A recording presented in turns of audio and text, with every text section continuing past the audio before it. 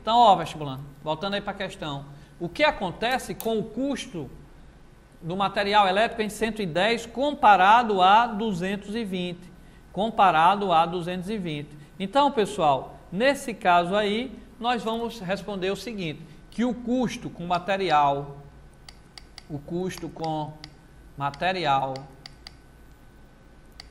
em 110 volts será maior em função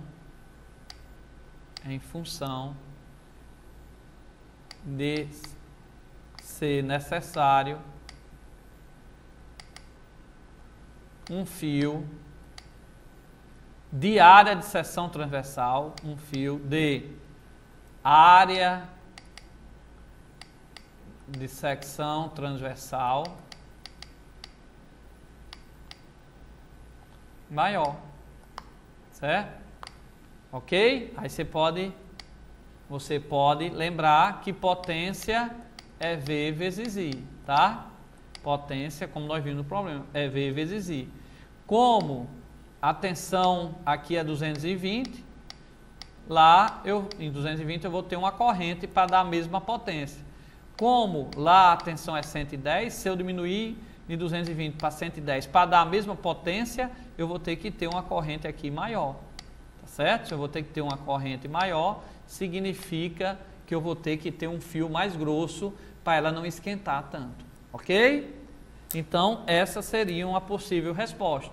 O custo com o material em 110 será maior em função de ser necessário um fio de área de seção transversal maior. Ou seja, área de seção transversal maior significa mais material, significa mais custo, ok? E só lembrando para vocês, o exercício que nós vimos, a potência do chuveiro era 4.500.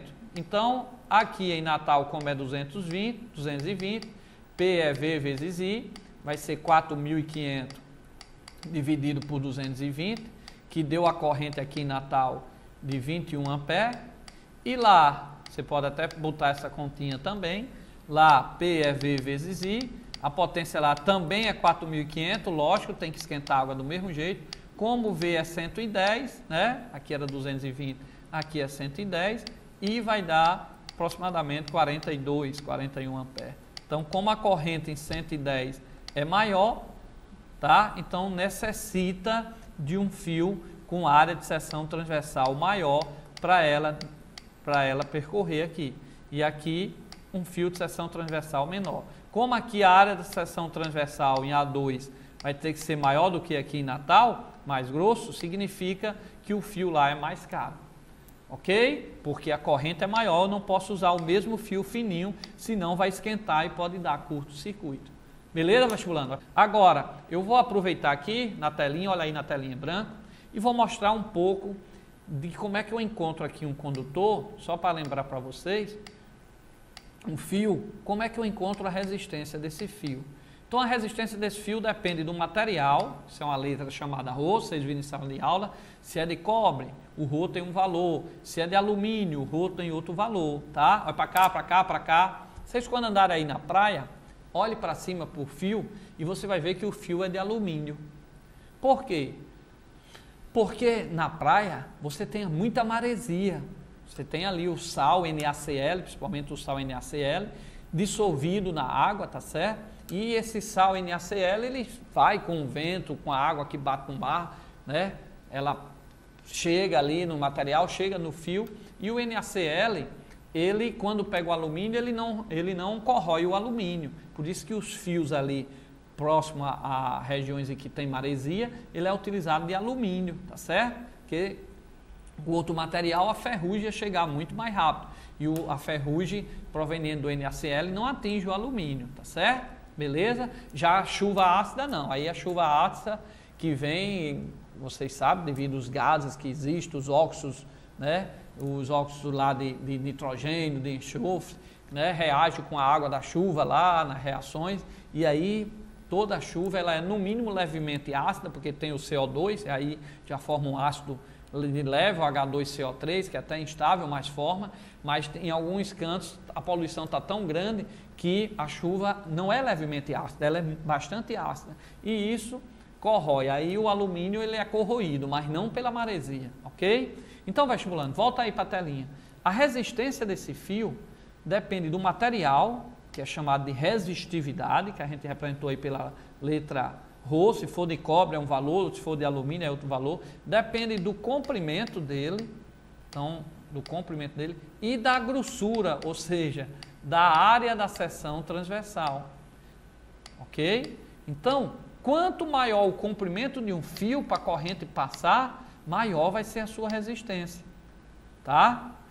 Quanto maior for a área da seção transversal, mais facilidade os elétrons vão passar aqui, então sua resistência vai ser menor. Então, observe que a resistência e a área da seção transversal, ó, uma está no numerador, a outra está no denominador. Então, elas são inversamente proporcionais. Se elas são inversamente proporcionais, significa que quanto maior a área, ou seja, quanto mais grosso o fio, menor a resistência. Então, significa que é mais fácil os elétrons passar. Então, como lá em São Paulo, aqui em 220, nós vimos naquele exemplo que a corrente era 21 amperes.